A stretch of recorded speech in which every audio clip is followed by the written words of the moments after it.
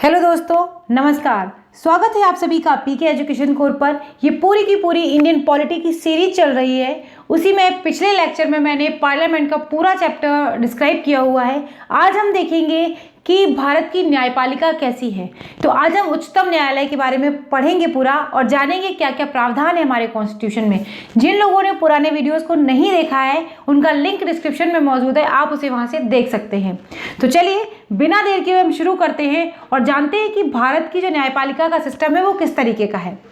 देखिए, अमेरिकी संविधान के विपरीत भारतीय संविधान ने एकीकृत न्यायपालिका की व्यवस्था की है। इसका मतलब आप ये समझ रहे हैं कि अमेरिका के संविधान में जो न्यायपालिका है वो दोहरी तरीके की है और भारतीय संविधान में जो न्यायपालिका ली गई है वो ली गई है एकीकृत न्याय की व्यवस्था करी गई है, जिसमें शीर्ष स्थान पर क्या होता है, उच्चतम न्यायालय, और उसके अधीन आता है उच्च न्यायालय।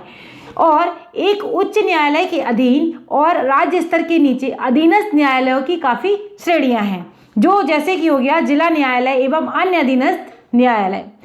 ये समझिए, सबसे ऊपर है हमारा उच्चतम न्यायालय मतलब सर्वोच्च न्यायालय, उसके अंदर है उच्च न्यायालय। उच्च न्यायालय क्या है, राज्यों के लिए। राज्यों में अगर कोई अपील की गई या कोई निर्णय दे दिया गया तो उसके बाद भी आप कहाँ जा सकते हैं, उच्चतम न्यायालय में।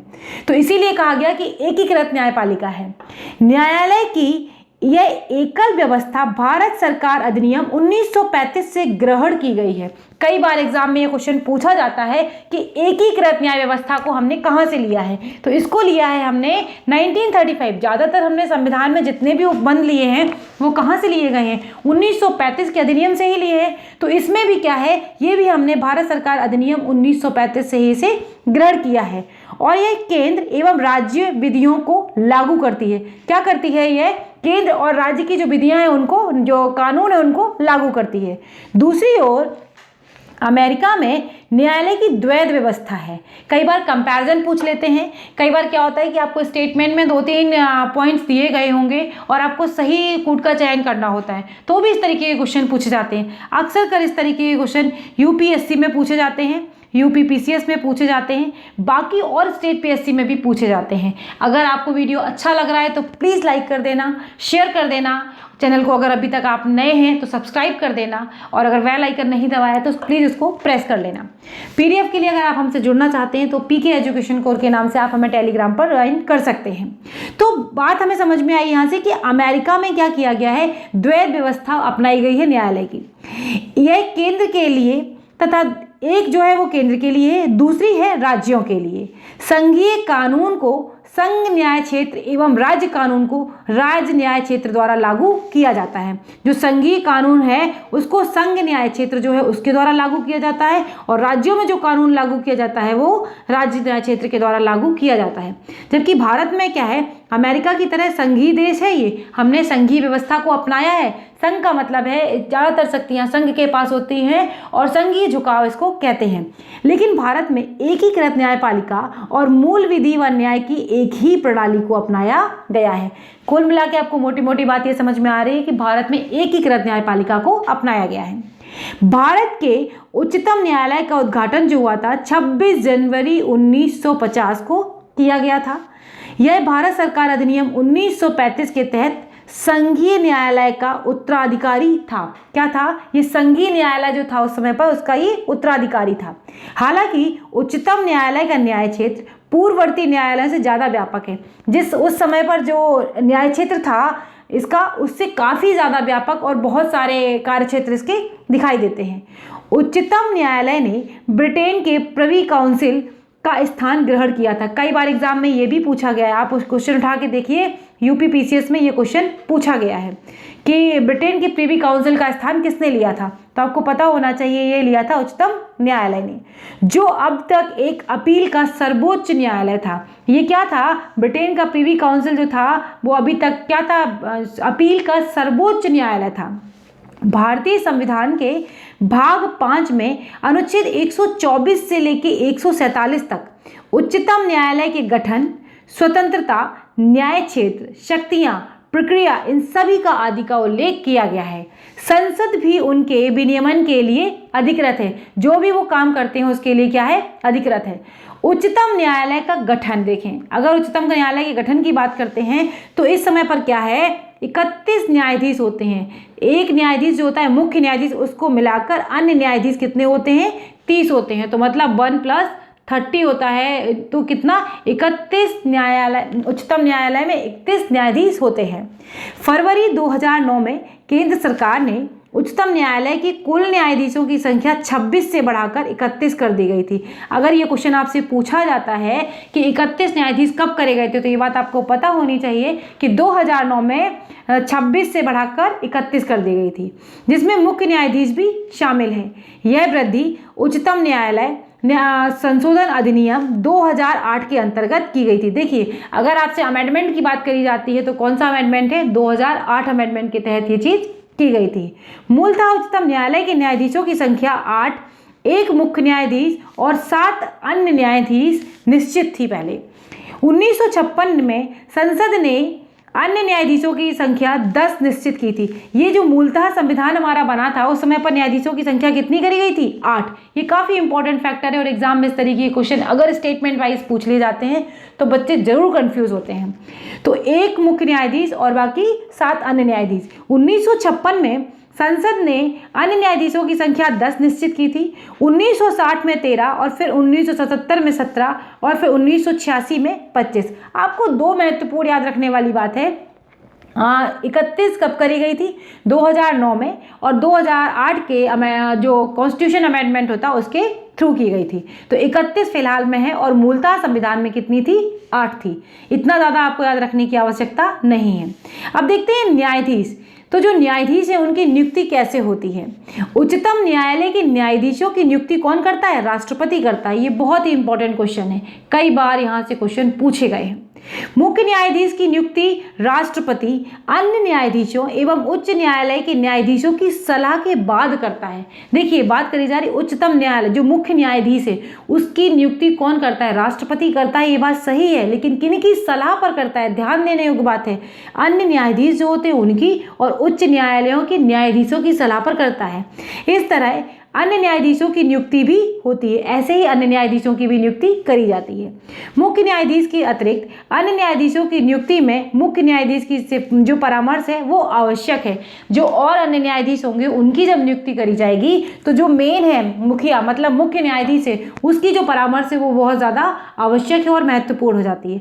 अब देखते हैं परामर्श पर भी कुछ विवाद रहे हैं, उन विवाद में क्या देखते हैं। उपरोक्त उपबंध में परामर्श शब्द की उच्चतम न्यायालय द्वारा बहुत सारी व्याख्याएं दी गई हैं। पहले न्यायाधीश के मामले में 1982 की अगर हम बात करें, तब की बात करें 1982 की, इसमें न्यायालय ने कहा था कि परामर्श का मतलब सहमति नहीं है। ठीक है, मतलब क्या है, सहमति नहीं है, बल्कि क्या है कि विचारों का आदान प्रदान है। मतलब किसी के मन में कोई बात है तो वो जजेस आपस में कर रहे हैं, सहमति का मतलब सहमति नहीं है। लेकिन द्वितीय न्यायाधीश मामले 1993 में न्यायालय ने क्या करा, अपने पूर्व निर्णय को बदल दिया और कहा कि परामर्श का मतलब सहमति प्रकट करना है।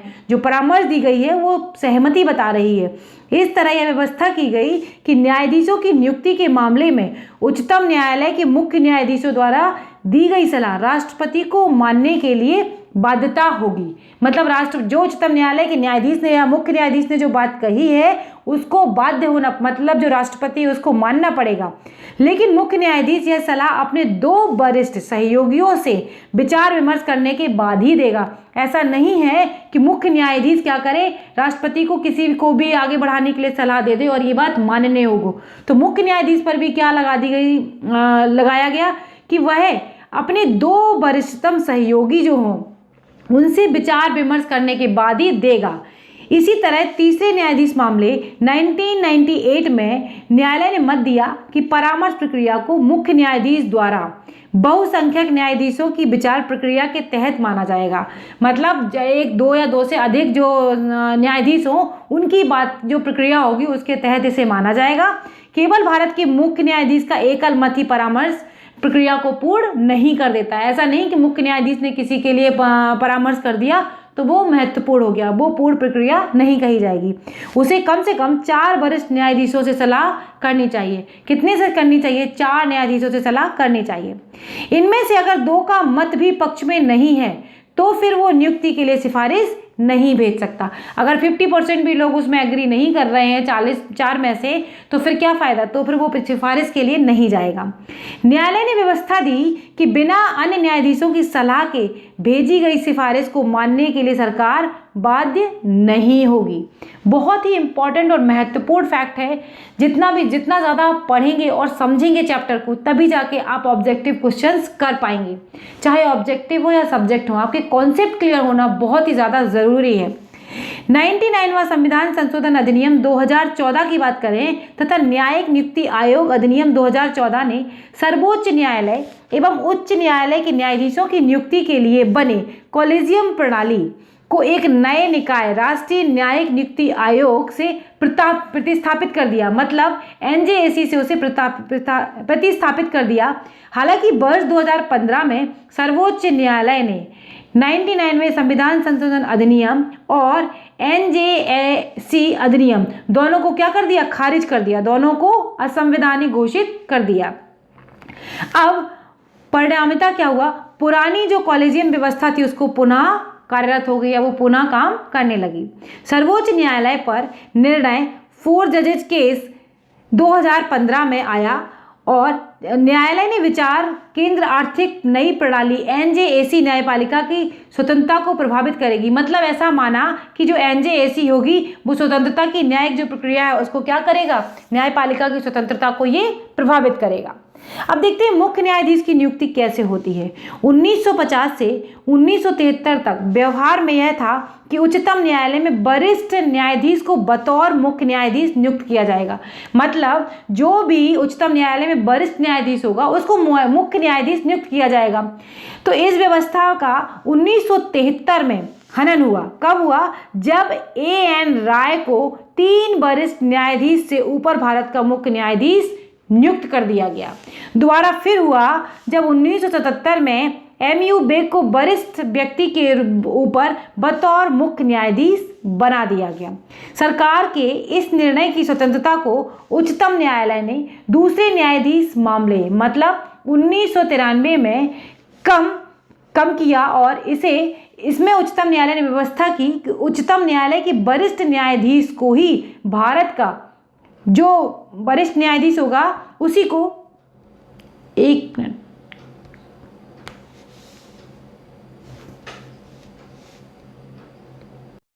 तो उच्चतम न्यायालय के वरिष्ठ न्यायाधीश को ही भारत का मुख्य न्यायाधीश नियुक्त किया जाना चाहिए। कुछ पॉइंट आ गया था। न्यायाधीशों की अर्हताएं अगर हम देखते हैं, उच्चतम न्यायालय का न्यायाधीश बनने के लिए किसी व्यक्ति में निम्न अर्हताएं होनी चाहिए। कौन कौन सी योग्यताएं उसके अंदर होनी चाहिए? तो पहली बात तो यही है कि उसे भारत का नागरिक होना चाहिए। दूसरा क्या है? उसे ये पॉइंट्स बहुत ज़्यादा इंपॉर्टेंट है, जहां पर भी आप नोट्स बना रहे हो ज़रूर लिख लें। उसे उच्च न्यायालय को कम से कम 5 साल के लिए न्यायाधीश होना चाहिए, या उसे उच्चतम न्यायालय या विभिन्न न्यायालयों में मिलकर 10 वर्ष तक का वकील होना चाहिए। राष्ट्रपति के मत में उसे सम्मानित न्यायवादी होना चाहिए। उपरोक्त से ये स्पष्ट है कि संविधान में उच्चतम न्यायालय के न्यायाधीशों की नियुक्ति के लिए न्यूनतम आयु का उल्लेख नहीं किया गया है। कई बार ये क्वेश्चन एग्जाम में पूछा गया है और घुमा देते हैं कि जो न्यायाधीश है उनकी न्यूनतम आयु क्या है। ये जितना भी मटेरियल है मैं एम लक्ष्मीकांत सर की बुक से लेती हूँ।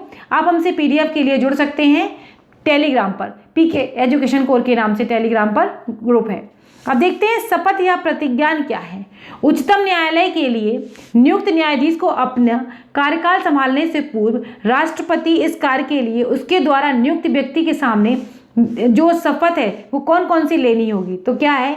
भारत के संविधान के प्रति सच्ची श्रद्धा और निष्ठा रखूंगा, भारत की प्रभुता एवं अखंडता को अक्षुण्ण रखूंगा और अपनी पूरी योग्यता, ज्ञान और विवेक से अपने पद के कर्तव्यों का भय या पक्षपात, किसी भी तरीके का अनुराग या दोष का पालन करूंगा। मतलब किसी भी तरीके से भय हो या कुछ भी हो, पक्षपात तरीके से मैं अपने पद का कर्तव्यों का पालन करूंगा, संविधान और विधियों की मर्यादा को बनाए रखूंगा। अब देखते हैं न्यायाधीशों का कार्यकाल कितना होता है। संविधान में उच्चतम न्यायालय के न्यायाधीशों का कार्यकाल तय नहीं किया गया, हालांकि इस संबंध में निम्नलिखित 3 उपबंध बताए गए हैं। वह 65 वर्ष की आयु तक पद पर बना रह सकता है। उसके मामले में किसी प्रश्न के उठने पर संसद द्वारा स्थापित संस्था इसका निर्धारण करेगी। मतलब संसद इसका निर्धारण करेगी। जनरली क्या है कि वह 65 वर्ष की आयु तक अपने पद पर बना रह सकता है। वह राष्ट्रपति को क्या कर सकता है, लिखित त्याग पत्र दे सकता है। संसद की सिफारिश पर राष्ट्रपति द्वारा उसे पद से हटाया भी जा सकता है। न्यायाधीशों को हटाने की प्रक्रिया अगर हम देखें तो इसमें यह है, राष्ट्रपति के अध्यादेश द्वारा उच्चतम न्यायालय के न्यायाधीश को उसके पद से हटाया जा सकता है। आदेश के द्वारा उसे उच्चतम न्यायालय के न्यायाधीश के पद से हटाया जा सकता है। राष्ट्रपति ऐसा तभी कर सकता है जब इस प्रकार हटाए जाने हेतु संसद द्वारा उसी सत्र में ऐसा संबोधन किया गया हो। इस आदेश को संसद के दोनों सदनों ने, देखिए विशेष बहुमत की बात करी जा रही है। विशेष बहुमत का मतलब आपको पता है, सदन के कुल सदस्य हैं उनका बहुमत तथा सदन में उपस्थित एवं मत देने वाले सदस्यों का 2/3 का समर्थन प्राप्त हो, तभी ऐसा राष्ट्रपति कर पाएंगे। उसे हटाने का आधार उसका दुर्व्यवहार या सिद्ध कदाचार होना चाहिए। न्यायाधीश जांच अधिनियम 1968 में उच्चतम न्यायालय के न्यायाधीश को हटाने के संबंध में महाभियोग की प्रक्रिया का उपबंध किया गया है। देखते हैं निष्कासन प्रस्ताव। 100 सदस्यों मतलब लोकसभा के मामले में और 50 सदस्य कहाँ पर, राज्यसभा के मामले में, इनके द्वारा हस्ताक्षर होना चाहिए और अध्यक्ष और सभापति को बाद में दिया जाना चाहिए। अध्यक्ष सभापति इस प्रस्ताव को शामिल भी कर सकते हैं या इसे अस्वीकार भी कर सकते हैं। यदि इसे स्वीकार कर लिया गया तो अध्यक्ष सभापति को इसकी जांच के लिए 3 सदस्यीय समिति का गठन करेंगे और एक समिति इन्हें गठित करनी होती है। इसके बाद समिति में शामिल होना चाहिए कौन कौन, मुख्य न्यायाधीश या उच्चतम न्यायालय का कोई न्यायाधीश, किसी उच्च न्यायालय का मुख्य न्यायाधीश और प्रतिष्ठित न्यायवादी। देखिए इस कमेटी में कौन कौन 3 लोग शामिल होंगे। यदि समिति न्यायाधीश को दुर्व्यवहार का दोषी या असक्षम पाती है तो सदन इस प्रस्ताव पर विचार कर सकती है।